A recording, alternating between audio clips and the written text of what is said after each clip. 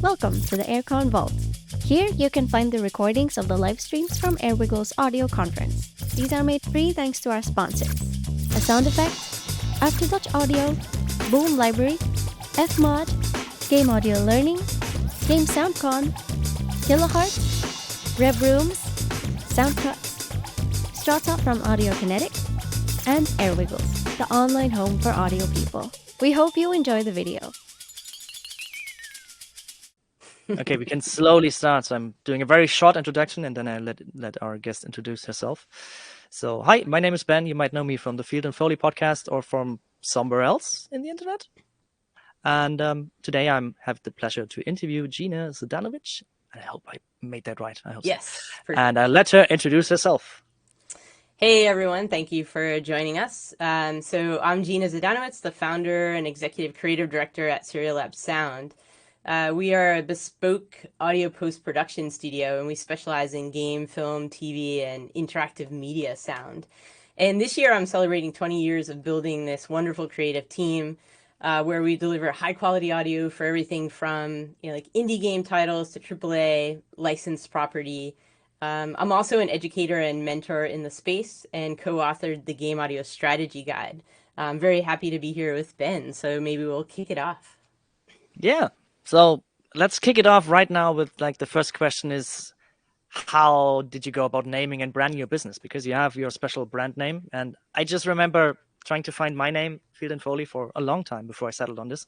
So just maybe you can walk us through your experience. What was your start with building the business name and brand? Well, I think in 2005, when I was looking to create a website and I had to think about branding, I had a wonderful friend who's a creative artist who's going to help with the website. She's now the studio head for Serial Lab. But at the time, we had a laugh because we said, you're going to brand yourself as Gina Zdanowicz, and then clients are going to run away because they don't want to pronounce it, right? So, so we, I really thought about it, and then I really wanted to build a team at some point, and I knew I was always a bit future thinking, and I realized let me give it a name, and I thought about things like, the idea that you don't want to scare people away with the name either, right? So you want a name that reflects sort of their values and vibe as well. So I thought of the idea of Serial Lab. I don't know how it came to me, but I also had a cat named Velcro once, so. Odd names come to me, but I think the idea of serial is, data moving back and forth in, one way, sending something out, having it come back, and then a lab where people work creatively. So I think that's how I came about that, and, and just stuck with it. I must say, it's a really good name. It Thank rolls you. off the tongue, right? And it's, just like you said, it has some kind of, not just because you kind of pronounce a name, but also I think if you're working with bigger businesses, if you have a company name that has a little different weight than just having this, I'm this one person, right? Yeah. Yeah. But that also brings me to my next question. Why did you decide early on that you wanted to work with a team rather than to go out and just do it on your own? Because with that comes a lot of responsibility and more administrative work and stuff, right? Yes, absolutely. I think initially, very early on, after college, I started out wanting to work in-house.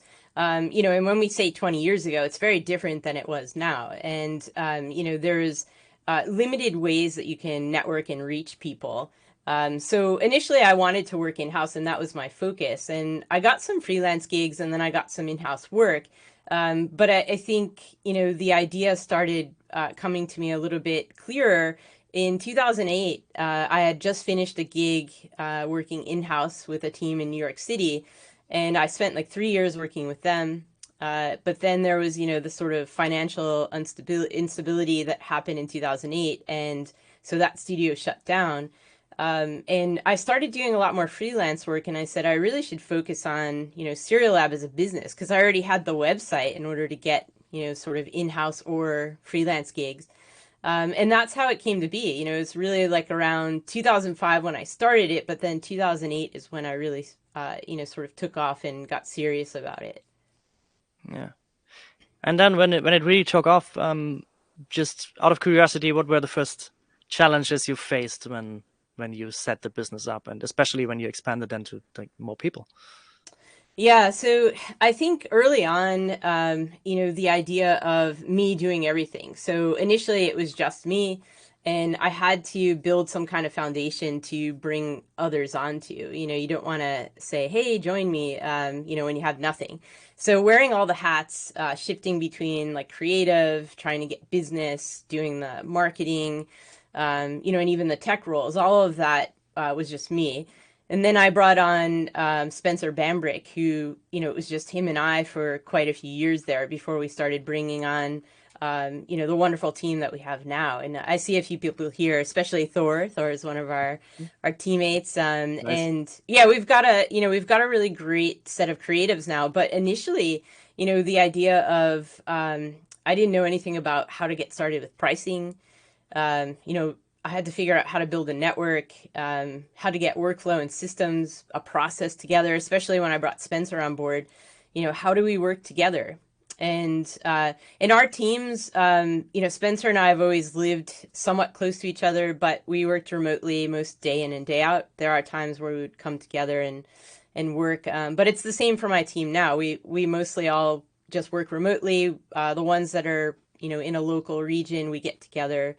But I think overall, some of those challenges were really just, am I really doing this? Am I making this business? But also, on top of all of that business side, just staying on top of like the latest creative, elements and, in the technical side of things and finding clients. So it was a lot, I'd say, to jump into.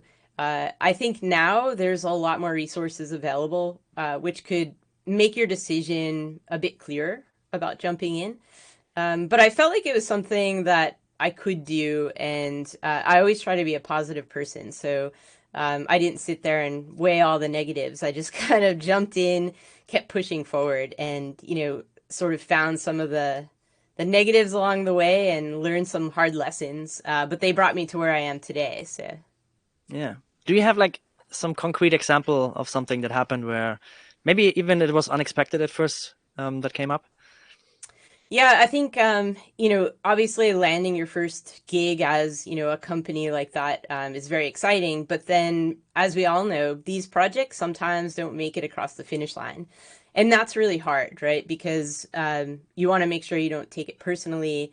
You want to figure out how you pick yourself up and how you move on. And so, I think early on, when we lost our very first project, I realized that we can't just have one project, finish it, and then go look for the next one.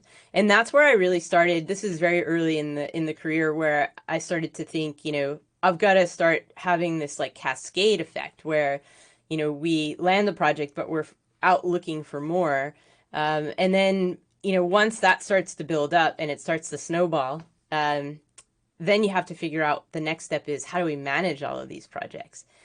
So I think, that early on, losing that very first project as Serial Lab, I think that was hard, but it was a good lesson in how do we build and how do we get stronger. And I actually, just the other day, I found a drawing that I had done where, because I love like visual art as well. I'm not great at it, but I found this drawing that I did where I had me and Spencer on this little ship, and then I draw a line down the middle, and then I put us on this big, like, luxury, like, cruiser type thing. And I said, this is where we're going to be, right? So we lost this project, but we're just going to keep pushing forward, and we're just going to make this happen. And I found that drawing the other day, just looking in one of my closets, and it just kind of made me, think back about, attitude goes a long way. I think that's an important thing to keep in mind. Yeah, that's for sure. That's something that I think everyone learns hopefully rather quickly. Yes.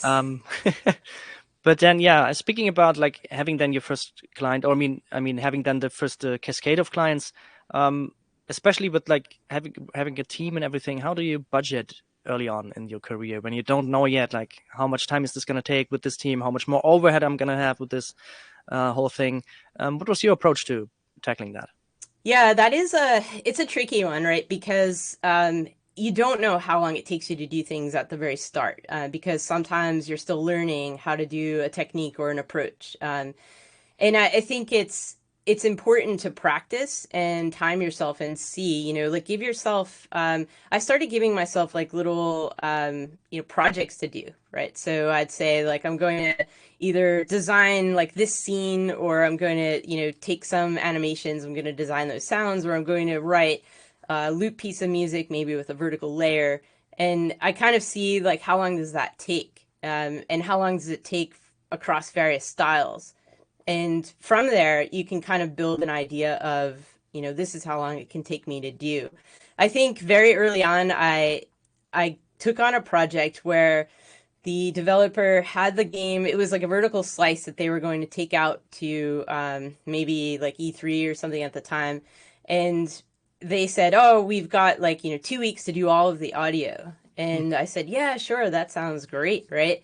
But it was really difficult to do. And I had to bring on other people to get across the finish line because it was too short of a time. So I learned from that not to romanticize, right? So it's very exciting to work on games, film, television, but it's also business. And I think that was kind of a nice wake up to say like, hey, while this is fun and exciting to tell friends and family that I've done this, this is, a real thing. And I've got to get serious about, taking a look at these scopes before I agree to things. So I'd say that was probably like one of the early, sort of points that pushed me into being able to better scope projects. And then so from there, what I would do is I would, each project I would do like an assessment. And, a lot of developers do like retrospectives, or sometimes they call them postmortems. Mm. And I basically just would sit down and say like, how long did this take? And can we do it faster next time? Or do we need to add in a little bit more buffer next time? And to be honest, like in the early days, there were lots of projects where, we ended up in the, in the red because it was like, oh, this was overscoped, or, we took too long to do it, or we just, and only because we said that we can do it faster, and it was just impossible. So I think that's an important thing, is practice, really get to know you and your team, how fast you are. I think now when I'm working and dialing out, like who's going to work on what, I take a look at the creative side, like who's versatile in this style or genre, and also like who can get it done quick if it needs to be done quick. So those are important things. I think it's scalability in terms of, scope is important. Know what you can do within the genre within a given time. Yeah. And I agree, like especially the tracking in the beginning is very important to like really start with the tracking early on, so you have the data to rely on back, because otherwise like in 6 months you're going to look back and you're like, oh, how long did I take for this? And you don't have anything to work on, and that's not going to work at all. Yeah. And I'm gonna take a audience question right now because it fits really well. Like when you have the first jobs, then how do you actually get new jobs aside from already existing connections that you have? Yeah, thank you, Nico, for that question. So I think, the idea now, there's a lot of ability to be visible. When I was first starting, I found it difficult to find some visibility. And so I think networking, making yourself available on social media.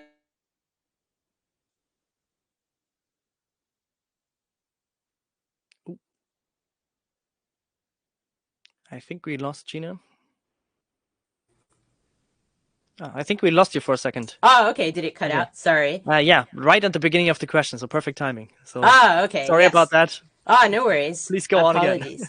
Yes. Okay. So, the idea is that I think trying to get work early on in your career, there's a few things that you can do. One is now you can go to game jams. It's something that I didn't really have when I was first starting. Game jams, networking, right? Going to conferences and meeting people. I think keep in mind that even though you go to like an audio conference like this one, or if you go to Game SoundCon or anything that's audio focused, remember that those are your peers, those are your colleagues, those are friends that you can connect with, and possibly they can help you, you can help them. That's a great way of being brought on to game dev projects. I think another is, collaborating on passion projects. And, if there's like IMDb, IndieDB, it's called, sorry, and also ModDB. So ModDB, I remember reading an article about, I think it's Gareth Coker, who said that they got their first gig meeting, the Ori and the Blind Forest team by going on the ModDB and meeting people there. So I think it's really about like visibility, instead of running up to people and pitching, lead with like, hey, what are you working on? And open up natural conversations. But I think it's important to really, be looking in every space that you can. And I think it's also important to spend a good part of your week, let's say maybe on a Monday morning for like 2 hours, just focusing on getting business and getting projects. That's really important. Yeah, I can add on a bit to that because I also early in my career started with a bigger mod project, and the thing is, if you have those mods, let's just say like the Fallout mod in London, or where I worked, Skywind, like the big Sky Elder Scrolls mod, these have a lot of traction. So, for example, when the first trailer we released after I added some sound effects to Skywind, we had like 600,000 views in a couple of hours, and that's something where you can get eyes on like your work pretty early on. You also get the experience from working with a team on a big project, even if it's a little weird with like the big mod projects, because everyone is just working sometimes just an hour, some people 40 hours, some people like never in a year or something. Yeah. But it gives you a good idea of how unpredictable stuff is, how big pipelines can get. And if they're well organized, especially there, you can learn so much about with how many people you have to talk actually to really get a great experience in the end. You can talk with the level designers, you can talk with the animators, and you can learn from them lots of things because they also love to talk about their work, right? And if you learn from them how they work, this is going to help you with the future clients as well. When you're already been really good with communicating with other teams and other arts, that's I think is also like a big part. And yeah, absolutely. Yeah.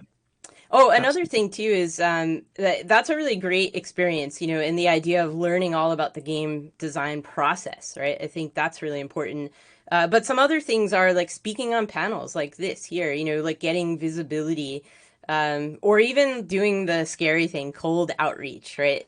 I think when you do that, though, you have to be careful because it can't just be like, here's my reel, and you need to show that you have like some specific talent to solve a problem that they have, right?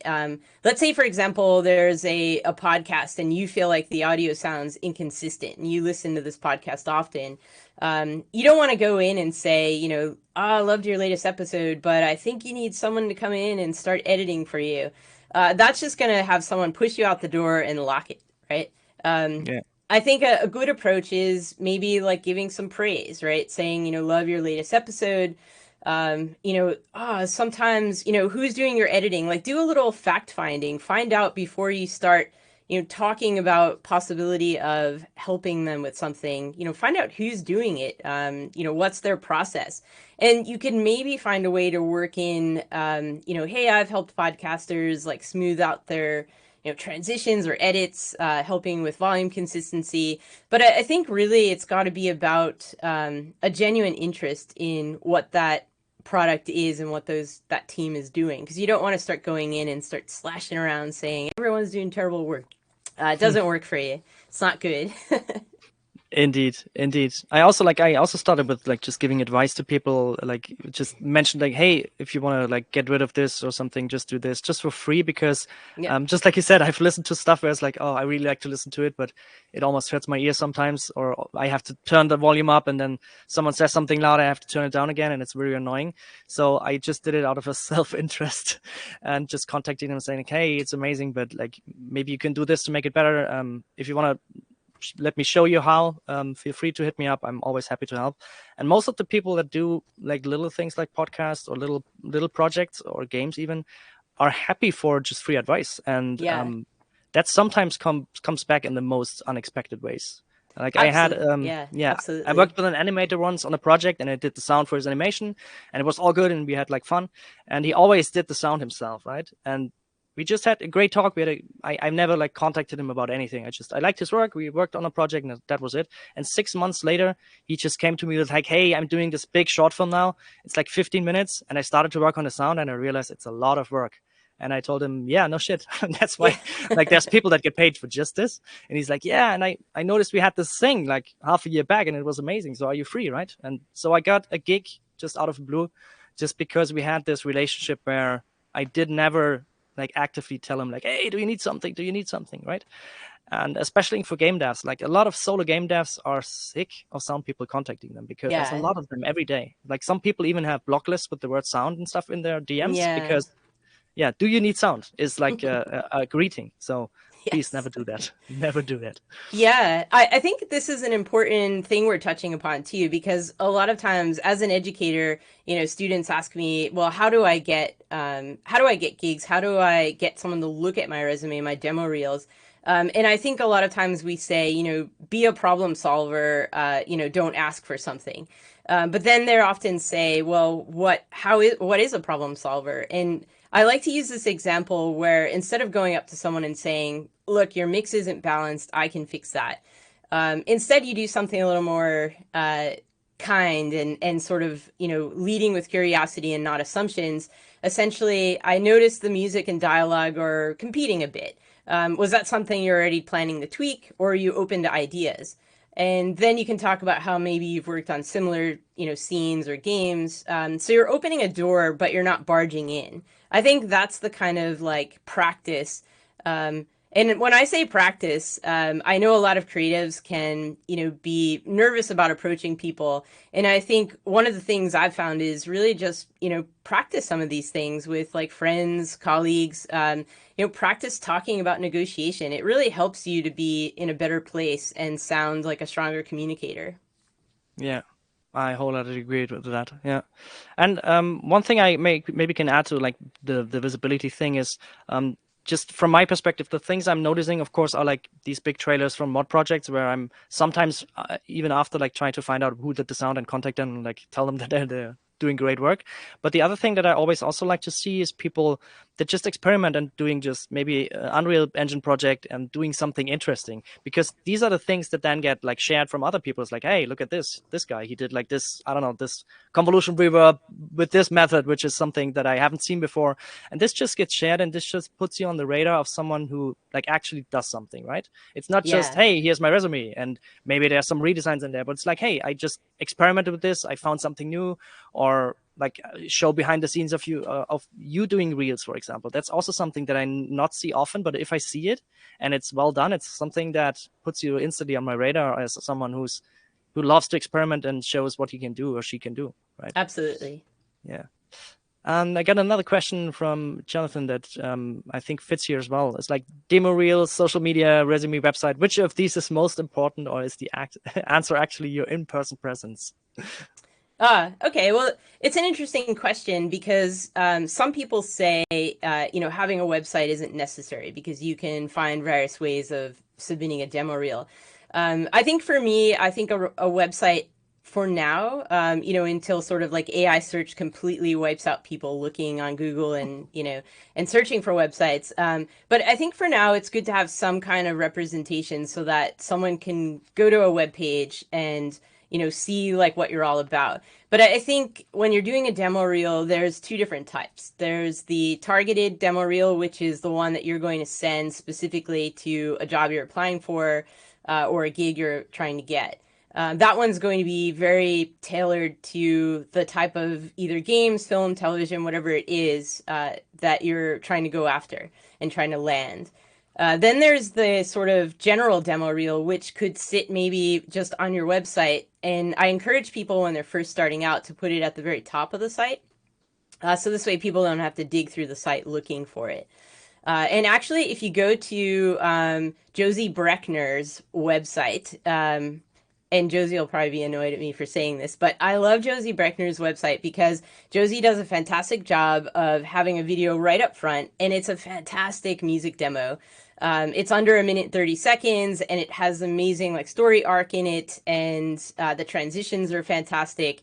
So I think having a really good general demo reel on your website is is important, but also that targeted one. I would say like resume is important when you're applying for like larger game companies, mostly like in-house. A lot of like freelance gigs, contract gigs, no one's ever asked me for a resume. It's more of just demo reel, credits and things like that. But resumes are important for like the AAA games, the AA games, the ones that are going to be hiring you in-house. And I will say that that is a really tricky one because there are all these like pieces of software that look for keywords, and sometimes it can be very easy for your resume to not even be picked up.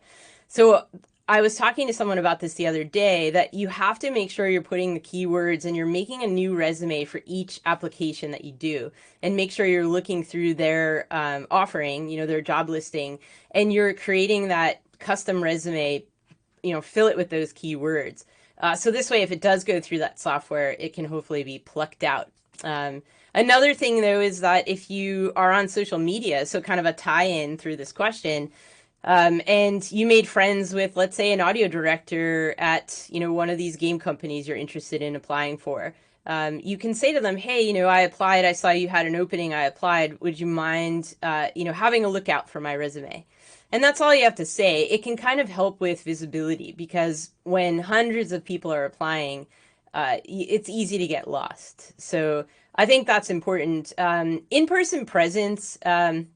Look, I think when we had like the pandemic, and the best industry, or the industry that did the easiest pivot, was the games industry, right? Because I think if you're looking to work in games, we've been doing remote work for a long while, right? So I think that it made it pretty easy. And so I don't think, going to conferences like this, you can still find ways of virtually meeting each other. So I think it's kind of like a mix. I don't think there's any one thing from this really nice question that will make or break you. I think it's a matter of managing all of these things in an appropriate way. And hopefully that kind of answers it, in terms of being in person a little bit, having a nice website with the general demo reel, targeted demo reel, being active on social media. But like I said, don't just, be posting, the same thing all the time. You have to kind of see like what people are looking for, but also, instead of just overly posting, be active in conversations, right? I think that's an important one. If someone's posting a demo reel, sound design demo reel, let's say, and you can go in and give some feedback, or just be a part of the conversation. I think that's important. Yeah, I agree. So the answer is all of the above. Yes. as most of the time. But yeah, I can also just say, like, for websites, I haven't updated mine in a while, and it's like I'm very, very behind on that. But I haven't used it that much. So I think it also depends, just like you said, on what kind of clients you're targeting, and also I would say lean into what you're most comfortable, right? If you're very comfortable with doing social media stuff, and then try to find out what works there, and go all in and just focus more on that, because you just have so many hours in the day. And if you're doing everything, you can't do everything right. So maybe just pick and choose. But yeah, all of them can be important, I would say. Yeah, and I think practice with all of them too, because being in person doesn't mean just being there. It means, being well versed in carrying a conversation. There's a whole bunch of books I read early in my career. And if you email me at seriallab.com, you can reach out. I can send you the list of books. But initially, I read, and actually this one is a really old one. It's Dale Carnegie I think it's from like the 1930s, so it's very outdated language and such, but there's some really good takeaways from it. The idea of being genuinely interested in the people you meet, smile, something I always have to work on. I feel like I've got like the worst smile. I'm always like, smile. Say the person's name in the conversation, right? So as I'm sitting here chatting with Ben, and, and the people saying the comments, like making sure that you say their name. Be a good listener, encourage people to talk about themselves, and talk about their interests. I think those are important things to being in person, right? I think without them, being in person might mean nothing, right? Just going up to people and just lurking around and listening to conversations. So really practice those things, I think, before you jump in. I think that's important. Yeah. And we have the next question from Lamar, which I really like because I had this experience. So I'd like to ask you first, of course, have you ever had a moment where you went through burnout midway through a project, and how did you overcome that? Yeah, I think that happens to a lot of us, right? The idea that these projects can go on for quite a while, especially if there's a scope change or scope creep. That's always stressful. I think for me, one of the reasons why I wanted to have a team is because we can then be scalable and we can have people jump in.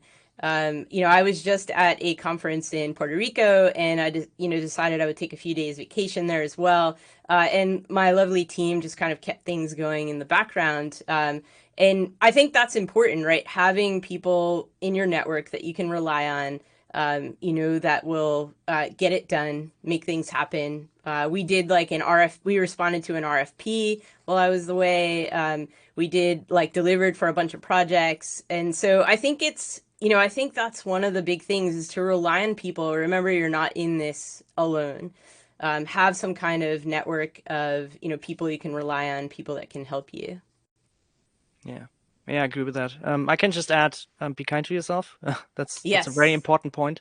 And most of the time for me, especially if I'm running into like overdrive and feel like, oh God, I'm getting stressed now, I'm getting burned out, take a break, like a real break, Yes. not just 5 minutes, not just an hour, maybe take a whole day, just walk in nature, do something else, get your mind free. The most important part is to get out of the burnout, even if maybe you need to adjust a timeline or something, communicate with your client, but yeah, otherwise you're just gonna dig your hole even deeper. Yeah, I and I hope that think answered it. what you just said, Ben, about the idea of communicating, I think that's key. If I'm working mid-project and I'm like, look, I really need this weekend. I can't, do another weekend. We've been doing them for ages. I think being open and honest and transparent, really goes a long way. And so your clients can then say, oh, I think you can do it. Let's pick up Monday again, because they're people too, right? And so they'll understand. They don't want to burn you out. I think that's really important. Yeah, absolutely. We're all humans. That's very important. Yeah. Yeah. Yeah, going a bit back now from Conan to the convention etiquette or just how to deal with conventions. And he says, I'm planning on going to my first PAX this year. I've been to GDC a few times now. I'm jealous because I haven't been and I can't afford it. But how can I make myself and my indie audio business visible to game devs in this different type of convention? Or how can I make sure the trip is a valuable use of my time and money for my business? Yeah. Well, hello, Colin. I know Colin. I think which PAX is it? Is it PAX West, or because I think PAX East just happened, so maybe it's PAX West. But regardless, I think so. PAX West. The reason why I was asking is because PAX West has like a dev portion attached to it that the PAX East doesn't have. And I think going out there and connecting with developers during those 2 days before the conference, yeah, I think that's a good place to kind of meet with people. I can't remember because I haven't been to PAX West in a while, but some like sites have pre-networking options. Like GDC does a good job of having this. I think it's the Wova app or whatever it might be, or maybe that's Game SoundCon. I might be getting them confused, but where you can start to network with people, you can set up appointments ahead of time. And I think that's important, right? Kind of, that I think about, the idea of having some set meetings ahead of time can be really helpful. The other thing is really just make use of any of the panels that they have. I think PAX East is, they're having a bit more panels and things now, but a lot of it is really going and seeing, talking to indie devs. So really spend some time on the floor. But one thing that I will say is that as a small business starting out, it can be very stressful to spend a lot of money trying to go to these conferences. And the one thing you might think is, I need to be successful every day. But as you mentioned, Ben, be kind to yourself. Make sure you're making room for some fun things as well. Make sure you're making room for like going out to like maybe a dinner or having, a coffee or tea with someone, maybe that is going. I've seen people and I've met people also, at just dinner right around like where a conference is. They're just sitting there alone having dinner and you chat with them. natural, organic conversations. So I think it doesn't have to be all business all the time. It could be just really about making the most of meeting new people and creating some new friends. I think that's really important. Yeah, I can agree. And like the point about the valuable use of time and money, that's for example why I haven't been to GDC, because for me from the Europe it would cost like, I don't know, 4 or 5 thousand euros to fly over, have a hotel, have the ticket and everything. So it isn't worth the time and money for me there if I don't have a talk and don't get invited. I, for example, go to Gamescom because I can drive up there and it's relatively cheap if you don't do the DevCom stuff, and you don't need to really. The thing to, at least for me, to focus on these conventions for me is to just to have fun and meet new people.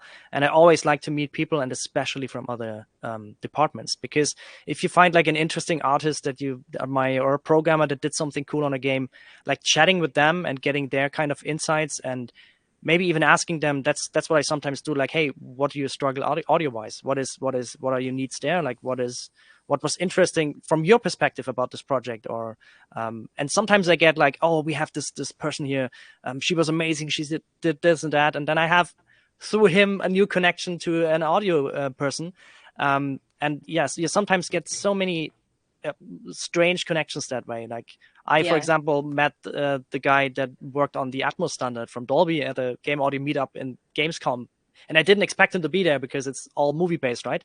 So sometimes you have these happy accidents, but go in with no expectations, and just like, if you're spending a lot of money on that, I don't know if it's, you can never know if it's worth your money or time.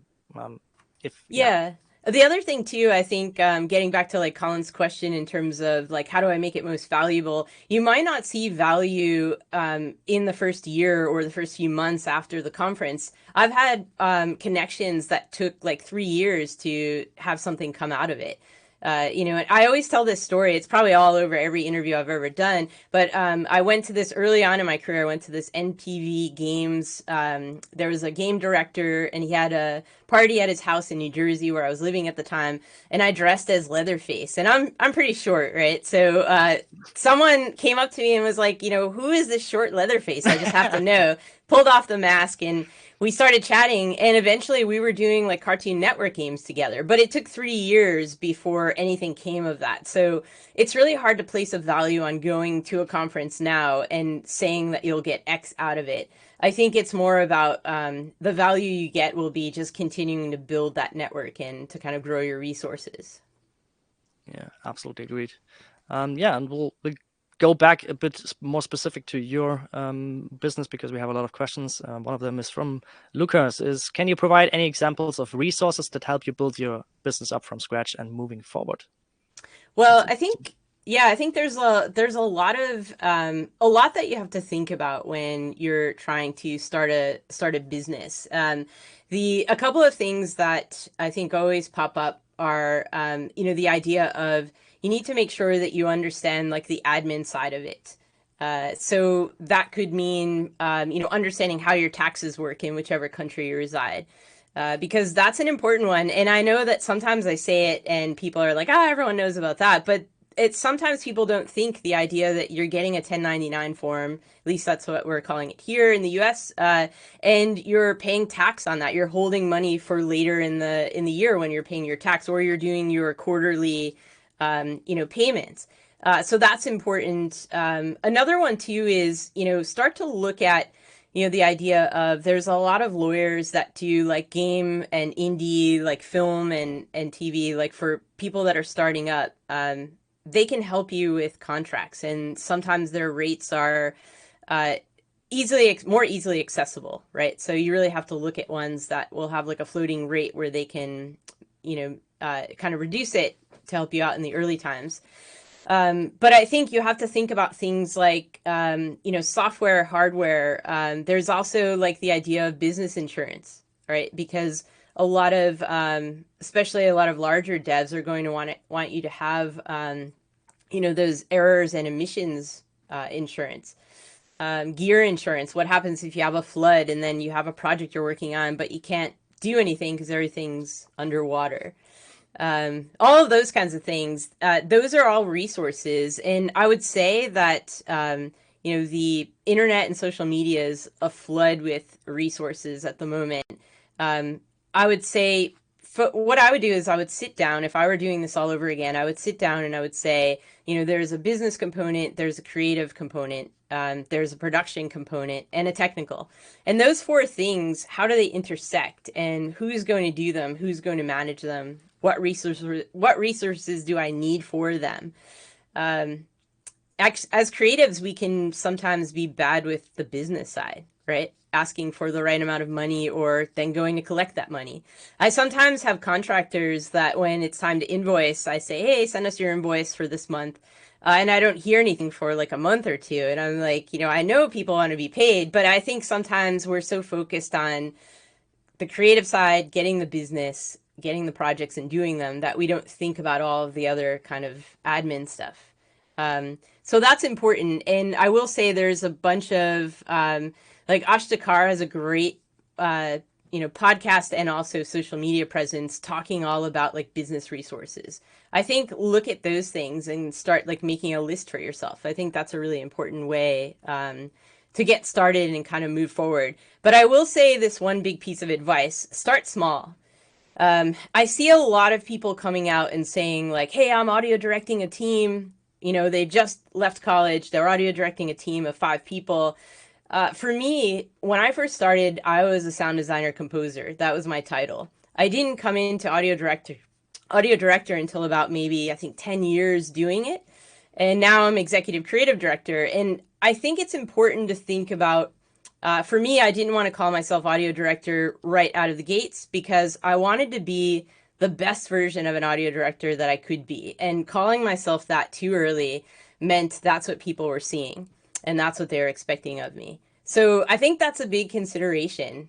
I think it's really important it's very exciting to say I'm an audio director of this budding business, but really think about, are you ready for that? Take small steps and, sometimes you'll require a bigger leap, but I think start out small. Is really the key. Don't take on too many people on your team unless you can keep them working. Don't take on too many projects unless you can manage them. And as you go, you'll start to get more into, I think you can get more into the idea of, oh, I can handle 3 projects at a time. And now I'm going to try 4 and just keep doing like little bits. That's, again, that's being kind to yourself, right? It's not overloading yourself with this big stress. And remember that it's a marathon, not a sprint. A lot of people put pressure on themselves. I've graduated school with this degree and I've got to use it. It took me about, I'd say, like 3 years to even just barely get things going. And then on top of that, it took another maybe 2 years before things started really feeling like, oh, this is somewhat of a scrappy business, right? Then eventually it became more and more. And so remember that it's going to take time, and you've got to, you have to experience those experiences along the way to get where you need to be later. Absolutely. Staying on the topic of specifics, I have another question from Steven, which I find interesting. That is, what do you use to track your time? I use Clockify for project tasks, sound design, etc., but the small stuff like emailing clients, emails, and so on. Yeah, I think I always like to say this. I'm a Virgo and I love organization, right? It's because Virgos tend to be over-organized. So right now I am always also using Clockify. I think it's important, to keep track of your time, not only just for clients. Some clients, maybe it's like a flat rate you're working on, or maybe you have an hourly with them. But it's also important when you're starting out to know how long it takes you to do things, right? So I would say, I used Trello mostly for project management, but I'm going over to something called TickTick right now. And if you do a search for TickTick, you're going to see TikTok first. But if you keep scrolling down, you'll see TickTick. And I'm always jumping between different project management type, software to kind of figure out the best way to manage teams. But we have about 7 people working with us at the moment, and it's a lot. And we have multiple projects going on. So there's a lot to do. So I would say, Clockify is probably the thing that I'm using most for just checking the time. but then I'm also going into like Tick and a bit of Trello.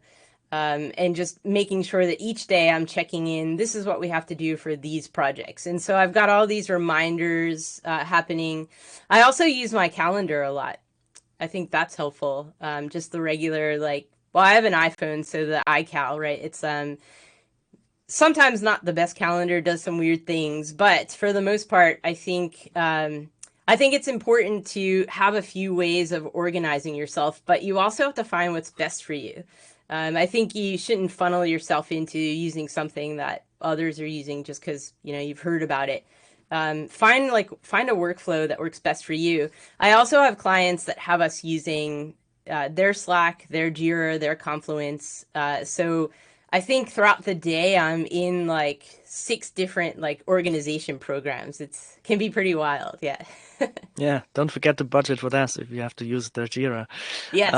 But yeah, I can also second that. Like, just use what works for you. And maybe the only other thing I can add is, don't think you need like a big thing. When we worked on Skywin, we had around 800 voice artists, and we still used Trello. Like, there were like over 1,000 people on one board, and it worked. Like, the stuff got done. So it doesn't really matter if you like pay 20 euros a month or dollars for a software if you don't really need all that fluff. And most of the time you don't, because it's just putting more overhead on you. Like, I started out with, because I come from the programming side, to just set up a Jira for myself and just make it very intricate and everything. And then I found out that I take like 5 minutes for every like task to just write it all down. And I found out it's just way too overkill. And right now I'm also using Trello just for prosperity's sake. It's the same for me. Yeah. One other thing we have here from Jilly Moon is, any tips for growing a social media presence? Love your name, Jilly Moon. That's amazing. That's already marketing, right? Yeah. Moon Yeah, it's sounding design. way better than Zdanowicz. I mean, there you go right there. I mean, mine is Reichstein, so it's also it's a lot. Yeah. I think social media presence, look, I have a social media that's called Cat and the Cats with a K, because I have a dog named Cat and then 3 cats. And I've been trying to figure out, like, how do you get people to take these things viral? I think one of the things that I found is that growing a social media presence means showing up every day, doing something, some kind of content consistently. Maybe it doesn't have to be every day, but I find the people that are doing the best with that are the ones that are doing variable content and with a consistent timeline. And again, it's the kind of thing that what you're putting out there, is it helpful to people? You know, I think that's really important too. So if you're looking to sell your services, maybe by setting something up where you're not just talking all about like, hey, you can hire us, you know, that kind of stuff, but more about, you know, do some technical demos or show some creative ways of showing your work. The other thing is that, who's your social media for? Is it for, you know, just anybody out there, or is it for like specific clients that might hire you? And let's say if you're, you know, a composer and you want to show like, you know, a latest track you've done, just playing the track and, you know, maybe showing like your MIDI in, you know, your DAW, that's not going to be, some people are going to say, what is that, right? Because not everyone knows what that is. Maybe even like you're, you know, a director of a film or a game dev, they might not really understand what they're seeing. So getting in there and showing yourself, I love when people do like the tiled like videos where they're playing each instrument in each of the tiles. I love when that kind of stuff happens. I think really being creative, but being consistent is really important. Oh no, Angela has a question, but said it's getting buried. We're almost out of time. I'm not sure what Angela's question was. Let me just go through Angela. I don't have one here. Did you ask it in the Q&A? Maybe double check and just put it in there. I'm gonna get to you next. I promise. Oh yeah, maybe it was in the chat instead. Yeah. So we're gonna do these two because they're connected, and then I'll be happy to take yours. So Jonathan asks, how long did it take for you to be established or able to make a full-time income via audio? And yeah, what were you doing prior? Yeah, that's a good question, actually. So the way that I was able to land my very first in-house gig was because when I graduated, I was like, I want to work in game audio and I want to do some film stuff as well.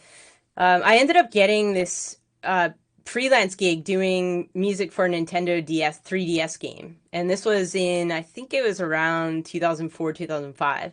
And the way that I got the full-time gig in-house was that I was like, I've got to pay the bills. So I worked for this company. They were a media company and they did like back-end audio and video stuff for like television and film. Like, so if you're watching a football game, American football, where you see like the little like lines drawn, they do all that kind of stuff, right? So I worked with the tech team and I learned a bit about scripting.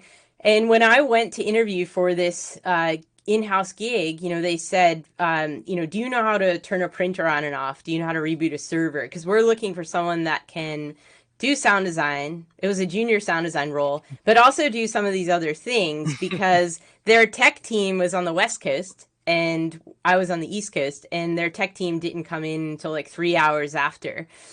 So I said, absolutely. I've been just doing this very thing at this other company. And that ended up helping me to get that role. But I will say, though, that in 2008, I, you know, went off on my own and just, you know, went deep with Serial Lab. And it did take quite a few years to really build something up. I'd say 2012, 2013 is where things really started to kind of come together. And now even, you know, I teach as well as like run Serial Lab. So it's, I think, don't be afraid of having other income, or, you know, I have my book that brings in some income. I develop courses that sometimes brings in extra income. I'm always looking for ways to diversify because our industries are volatile, right? That's I think an important thing. So don't put all of your eggs in one basket, as the old saying goes. I think it's important to, you know, be versatile in the types of clients you have, the types of projects you take on, you know, and where your income's coming from. So, you know, there's no shame in taking on other work that's outside of the audio umbrella to keep your lights on, right? Because you've got to keep the studio going. So yeah, so it did take me quite a bit of time to really build that up. But again, there's no shame in that. I think it builds character, right? Having to kind of, you know, just do whatever you can to make it happen. This was my dream to kind of, since I was a kid, to work in sound in some way. And I'm pretty happy with, you know, how that turned out. So I think be, you know, again, gentle with yourself in the process. Yeah, agreed. So now I have Angela's question here. And the question was, do you ever refer clients to other businesses like yours, like if you're swamped or if it's not a good fit, or if you want to repay a favor? And do others do that for you? That's a good question. Yeah, that is a good question. And yeah, absolutely. I think, you know, there's times where maybe we're super busy and I don't want to just tell a client no, but I'll say like, hey, you know, I think we can make it happen, you know, and we can have this, you can work with this team. But that happened earlier, kind of midway in my career. I didn't have enough people on my team. Now Serial Lab is scalable to the point where we have a few people that are working, you know, full-time hours, you know, on projects. But then we have all of these, you know, these, I guess, on-call contractors. So we have the ability to be very scalable. And so if I have a friend who's got another small audio business, I'll say to them, hey, I'm going to bring you in under Serial Lab and we're going to make this project happen. And, you know, and I'll have some kind of, you know, oversight in terms of like making sure it's getting done, making sure, you know, what the project schedule is and such like that. But yeah, I think early on I would refer people, and now I'll probably bring them in under Serial Lab to get that project to happen. Yeah, I can also just answer that like, yeah, I do that a lot. Like sometimes when someone comes to me, for example, at Gamescom, a company contacted me about doing a game sound for a racing game, and I'm unfortunately not into racing and cars at all, because you need to have like at least a basic understanding of all the systems that work there, because it's a lot like connected to that, of course. It was a very complex thing in Unreal Engine. And so, yeah, I just referred them to friends of mine that I know like are very good and also into cars. And so it's a win-win for everyone. Also for you, like if you have someone, if you find that you're in contact with someone and it's something that's not your forte, just try to refer them to someone you know. Yeah, it's nice for everyone. We all help each other. Yeah, absolutely. And on the tail end of that question, absolutely, we've had a lot of projects where other people have like come back to us. There was actually when we worked on Ether Nights, we brought on a technical sound designer early on, and none of his work got put into the game because we changed so many things by the time the end of development happened. We left him in the credits because I thought it was important. He touched some things in the early part of the project that were helpful to us. And then when it came out, he reached out and said, "Oh, I didn't expect to be left in the credits, but thank you." And then a few months later, he brought us on, to help his audio team across the finish line of a milestone. I think that's an important thing to remember that we're all in this together. We're all in the same ecosystem. Try to work with each other rather than think of it as competition, or I've got to beat out this team, or I can't give them my business, that sort of thing. Wonderful. And another question, how many people work along with Gina in her business? I think we already touched that, but you can also go ahead. And the other thing that's also interesting for me is I'd also love to know what kind of people and businesses end up being your clients. Indie game owner, big studio, small businesses outside of the game industry even? Yeah, so I think we have about 7 people. Like I said, we have some on-call contractors, so it kind of scales depending on what we need. There's a few people here, as I mentioned, that I'm seeing in the chat that are working with me. You can go to seriallab.com and you can see there's some nice pencil drawings of all of us on our About page. But I would say I do now have like a studio head who is not an audio person. And they manage the sort of like the bookkeeping. They manage like, if have a strong client negotiation, they'll help step in. And that's been really wonderful because I had to do all of that myself in the very beginning. So right now I feel like I have a really good set of people that I work with. In terms of like the businesses and clients, we have, people outside of the games industry. We do film work and some television. We worked with Nickelodeon for quite a while. Back in like 2013 to 2015. I think we do anything from indie to like AAA games. I think we do 2 things. We have a strike team, and the strike team is a small team that can go in and take on the end of a project working with another audio team. We come in and we say, we can help you get over a finish line. And then we also have an XDev, which is where external developer, we come in and we're sitting there with the client acting like an employee, but obviously we're contractors. And we're fitting in with their culture. We're using all of their tools, and we're just working under their umbrella. So we kind of do a bit of both in that sense. And in that case, we have small studios, large studios. We work in advertising sometimes. I have to say that most of my business is game audio focused because that's what I love. But I also am very interested in film and television. We do a lot of like horror movies, like that. So that's always very fun. We're doing a lot more in the interactive space now too. We just did a really nice installation of VR at the National Medal of Honor Museum in Arlington, Texas, where we did the sound of like a Vietnam UE mission, rescue mission. So kind of all over the place, I think, really. Nice. And one other to the team, which is also interesting, from Vincent. How would you split the revenue from the project between your team? Is it fixed amount or depends it on the amount of work of each member? Yeah, so it really kind of depends on the amount of work of each member. Serial Lab does take a very small percentage off the top to just maintain, like continue with, sometimes if, someone needs help with purchasing software or hardware, we're doing that. And also maintaining, like we have our lawyer that looks over contracts, business license, all of that kind of stuff. But for the most part, it's really about who's doing what on the project. And then I have a look at it and I say, look, this is what we have for this project. So we kind of work in a almost like a contractor subcontractor way, right? Where we, with some people who are doing like the full-time hours, I say to them, look, we're trying to get you X amount of money per year. And that's the focus. And so I have to work really hard to bring in all of those projects so that they can get that amount. And for those on-call contractors, it really just depends. Are we doing a flat rate for the project? Are we doing per hour? whatever that is. And then we work out, what their rate's going to be for the project. So it really just changes. It's very variable depending on the projects that we have coming in. Thank you. That was good. We are out of time, but we are going to do a few more minutes extra, and because we have so many good questions here, it's really good. One other question from Rebecca is, how does a brand company recover from a project that has damaged their reputation? That's a tough one.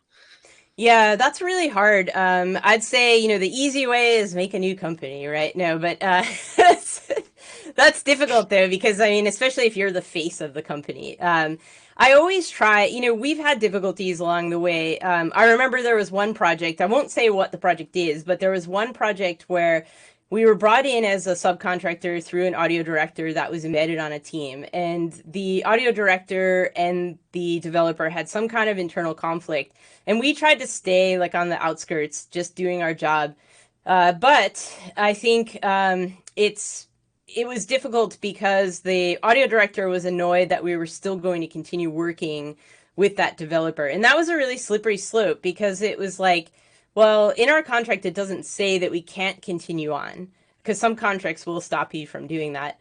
And it really caused a lot of stress. I try to live reduced stress, but I remember that it caused much stress for months, because it was like, I don't want to step on this person's toes, but also I don't want to lose this project. And so in a way, I felt like it kind of damaged our reputation a tiny bit, because that audio director obviously would never work with us again, right? It was a really difficult thing to navigate. And I think probably if I would go back, I would probably just have made the decision now to say, maybe we'll cut out of this project as well. But it's really difficult because, the developer needed us, right? They had some kind of internal conflict that had nothing to do with us. And so I'd say the way that you bounce back from these things is that, remember, the world is big. So sometimes small mistakes or small issues, not everybody's watching them. And so I think, again, it goes back to the idea of be gentle on yourself, and just, keep doing the work to build your reputation back. I think that's an important thing. Being honest with people and generally having a good moral ground when you're dealing with people, I think that can eventually, help, where a lot of people are going to say, I've worked with you, you're very good to work with. So, I'm going to just kind of look past any of this weirdness that I might have heard, right? And that's all I can say about it, because luckily I've been very lucky to not have anything very bad happen. But I'd say that, the idea is to, continue on with the best intentions. So I think that's the only thing you really can do in that case. Yeah, I would agree. Like, one of the most popular examples is No Man's Sky. Just look at No Man's Sky, like big promises, then such a disappointing launch, but with hard work and dedication. Like, I really like the game. Like, I didn't buy it at launch, fortunately for me, but I started to really like it. And what made me now like a fan of the company was how they handled that. So I would also say, like, whatever happens, whatever you botch up, if it's something that you just didn't deliver something good, or you just botched the timeline, look at stuff like No Man's Sky. That was crazy. That was such a deep fall. Yeah. And still, what brought them out of it was just continuing to work on it and deliver, like, way late, but deliver as promised and keep building their reputation. And it made me buy their next game just because of that. And I really enjoyed it. I played it with my daughter, so it was fun. So it's never just the one thing. Yeah, absolutely. Okay. So one other from Patrick. Hi, Gina. Do you currently have a new book in the works or plan to release a new one in the future? Game Audio Strategy Guide is a great read and really helped me make my first steps in the industry. So huge thanks for that. Great talk, by the way. Thank you. Yeah, great talk. Thank you. Well, thank you. Thank you, Patrick. And I didn't pay Patrick to say this because it's very interesting. We're thinking about doing a second edition of the Game Audio Strategy Guide. And I would love to hear from people, obviously not in this platform right here because we're running out of time, but please reach out to me because I'd love to hear, like, what do you feel like we're missing from the book? If there were to be a second edition, what would you like to see? So again, you can reach out in social media or, seriallab.com. I would really love to hear about it because we're really talking about it right now, getting it all together, kind of figure out what that looks like. It's a lot of work because it's like a 400-page book. So can imagine. Yes. Writing a book, it's daunting. It is. It's a lot. One of the highest rating is, I think we already answered this, right? How did you make a living while you were building your business? Yes. I think we already had that, so that's a double. And we have, oh yeah, that's Nico. Do you struggle with keeping up with others, standing out, or thinking that you're falling behind in terms of tech, knowledge, capability, quality? There are many people nowadays who want to do this, and I feel lots of them are good. I agree. Yeah, no, I think that's important, right? But remember that just because someone's good creatively or technically doesn't make them good at the soft skills. So I think you have to have a good balance of all three. And so I'm consistently working on, like I talked about the idea of smiling, right? I'm always like trying to smile more, where, being more people friendly. So someone doesn't pass me and say, oh, I'm not going to work with that person. They're scary. The idea is that, and especially I think with me teaching, I think that helps tremendously because I'm always staying on top of the latest stuff, right? Because you can't be teaching old techniques and and also like old standards and things like that. I do try not to compare myself to others. I try to remember that be proud of myself for what I've accomplished, what I've done. I think when you start to look at what others can do, especially in a social media platform, people can really boost themselves up to look like they're doing something amazing and fantastic. But meanwhile, it might not be as grand as you're imagining it in your head. So what I would say is keep an eye out for the latest trends. Make sure you're staying up on your tech knowledge, your capabilities, all of that stuff. But also practice your soft skills because that's what makes people hireable. The employable. It's those soft skills are important. And when you're working on a team, the most amazing thing is that the idea of upskilling within the team or having like a feedback loop, right? The idea of how did you do that? Show us like some of your stuff. I know Thor's here. Thor's great on our team because Thor's always building new like tech. Thor just built a desk that has like some faders built into it. But then Thor's always doing like shortcuts, like Reaper scripts and things like that. And I think like, having, sharing that with each other is really key, really important, because that's how you stay like relevant. You stay on top of, the latest things. I think the big takeaway here is, try to avoid like hiding what you're doing, all the good stuff, because, share it with the people you're working with. I think that really helps. Yeah, and there will always be someone that's better than you. That's just life. Yes. So as long as you enjoy what you do, that doesn't matter.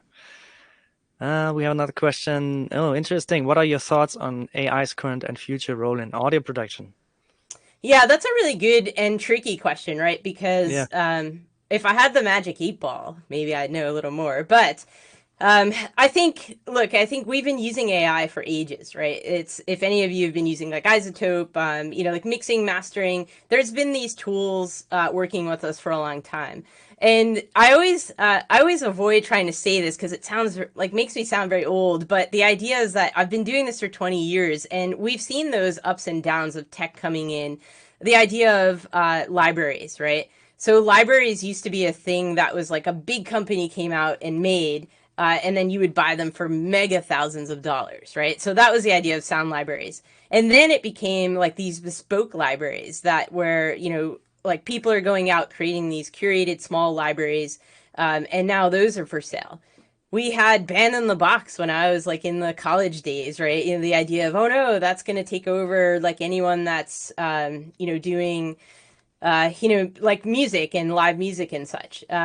So I think for AI, I think it's important to embrace any new tech. It's always important to stay fluid. And I think for me, no matter how old I get and how long I've been in this industry, I'm always going to stay on top of all that stuff because I love new tech, new things. We don't know if AI can be this mega disruptor or if it can be another Y2K type thing, right? You don't know what can happen. So what I would say is embrace the tools, continue to look at it, but also be ready to stand up for yourself as an artist, right? The idea that, talking to your clients and letting them know that when we're looking at putting a sound to an animation, it's not about just having something go and recreate a bunch of sound, and just say like, here's your sound for your asset. I think it's more than that, right? It's about the idea of understanding narrative and really pushing people to understand that sound and audio is part of the narrative. It's not just something you do later on. And I think that's an important part of it, to really embrace it, stay aware of it, just keep, listening to podcasts about AI where people think it's going. Um, and use it as a tool, like continue using it as a tool. I think, I think that's really important, to do. But as far as future role in audio production, I can see that like a lot of like plugin companies and such are adding more of it to it. It'll be interesting to see like how much, where it becomes like it makes you do your job faster rather than just like wiping out like the job that you do. I think it's going to be more of like making you more efficient, making you like quicker. The big thing we do have to watch out for though is AI can then make everyone look and sound the same. When I say look, meaning like the visual artist, right? We're already starting to see some of that with like some of the visual art that's coming out in, and I think we need to remember that individuality, becoming the best gaming companies, all of that stuff, or the best like film that's out there, it's based on having these unique human perspectives, right? So I think that's an important thing that we continually need to push. Yeah. Yeah, I agree with that as well. Like, especially for myself, I can say I'm using different tools. I'm trying different things. But for example, right now, I wouldn't use any AI that's trained on stuff that the people didn't pay for, because just for me, that's morally unacceptable to make money that way. And I think we need to be mindful about that and vocal about that, because it's just, if nobody's using it, then they can't make the money, right? And just like you said, we have that human touch. We sometimes have stuff where we don't even know when we start what we want there. We're going to experiment. We're going to do stuff that's very unexpected. And so I had this wonderful discussion with someone once who said like, yeah, you could do anything. And I was like, yeah, but I don't know what I will do. So that doesn't really help me. The AI won't say what will work. It's just another tool to experiment with, which is fine, but it's not like it's a magic box that just suddenly comes up with amazing ideas. At least in my opinion, I haven't seen like crazy ideas coming out of that's better than me just like maybe experimenting with analog software or just recording some material where I suddenly feel like, oh, this makes an interesting sound. It's not like I go out and I buy a pack of macaronis. It's just they fell down in the kitchen and I was like, oh, this is interesting, right? Yeah. So yeah, I would have never known. So I should have told AI to do that sound. Yeah. And I think it's important too to let your clients know that how you're creating their bespoke sound, right? So I do these videos called Behind the Sound. I do them for one of our larger clients, and we consistently show all of us doing Foley, doing field recording, doing like, music, like tweaking synths. And I present these like at, their big like town hall meetings and such, where everyone's like getting together from the entire team and having a look. That really helps you to show that, you do add value as a human. Because a lot of times people can think that, where does sound come from? Oh, a library. And they think you're just pulling it and bringing it in. So I think making people aware of your process is really helpful. Doing skill shares, showing, I did a skill share a couple of weeks ago talking about music systems, and I tried to make it approachable because it's people that were non-musical. And and at the end they were like, wow, I love to see that all of this goes into it, right? All of the thought, all of the technical side of it. So I think you can be doing things like that to continue to, to show your clients or potential clients that, how exciting it could be to work with you. That's important. Yeah, indeed. Okay, last question, then we really need to wrap it up because it's so fun. Yes. Anonymous question. I like that. Can you maybe say what range of hourly dollar makes sense for someone to charge as they are starting their audio business? I own a business already in another creative field, and I'm trying to understand what the rates are in this industry. I feel like it's a spy. It says anonymous. This is going in a magazine. I'd say 5 million per soundtrack. No, I think it's really hard to say hourly range because it's an open-ended question. Because are you talking about sound design, technical stuff, or are you talking about writing music? what genre, like how difficult will the task be? I think that's really difficult. In terms of hourly rates, though, I definitely encourage everyone to look in their local areas, where you live, like what does it cost to actually live, right? And I'm in Boston right now, and it's very expensive here. So it's like, I have to look at hourly rates and say like, wow, but when I have international clients, are they going to care that, I'm over here and in Boston, living, in this expensive area. I think it's difficult, right? So yes, that's the other thing too, is look at resources, right? So Lewis just posted pricing game audio later in this conference, but look at resources. There's a book out by Chance Thomas, and apologies because I can't remember the title, but maybe someone will post it here. But Chance Thomas actually breaks down the idea of, I think he mentions that like 250 per minute of music for just starting out, and then like 500 to 700 for intermediate, and then 1500 and above for pros. I think that's a good starting point. But again, per minute of music isn't always the greatest way to break things down. And when we talk about hourly rate here, I think, to be honest, approaching each client is different because everyone has different budgets, especially when you work with worldwide clients, right? If you're working with someone in your local area, they're going to understand how much things cost. But I would have to say that you need to be aware of, what the conversion is, conversion rate, to make sure that when you do ask for an amount, you know what you're asking. It's not just over the top.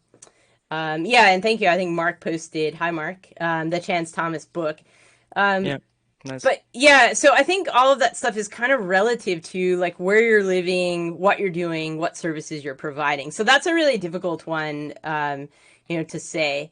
And depending on what creative field you're coming over from, I always like to say this. I know everyone gets enamored by wanting to get their sound and music into a game. There's something like, I talk to artists, animators all the time that want to come over and work in games and do audio.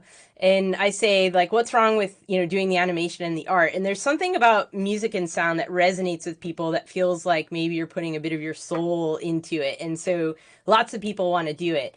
But make sure you really think about, because it is a difficult sector of the industry to make a living in. And I think it's really important before you, cut ties to another part of the industry and jump over, really investigate it and talk with more people about it. Just listening to conversations on social media and just talking to people working in game audio. And, you can see that it can be a very difficult field to navigate. Nice. Yeah, I agree with that. Like it's just very dependent, and it's not just dependent on the type of work; it's also dependent on the environment you have, right? Because you might have a big overhead because you have to fill out their Jira system. Maybe you have to talk to 2 people to get your stuff approved. That's all gonna be calculated, right? Just from my Absolutely. experience, I can say maybe try not to do hourly rates, because especially in the beginning, you have no idea how many hours you take. And if you then come back to your client and say like, oh, this now took 100 hours, and they thought maybe it takes 15. So yeah, but it's a tricky thing, and it's going to be, there's going to be a whole talk about that. There's also been talks by Nathan Moody, which I can really recommend, with all the specifics, how you can narrow it down to a price that makes sense for specific projects. But it's a thing that's always going to be changing, that you're always going to be learning. Yeah. Absolutely. Yeah.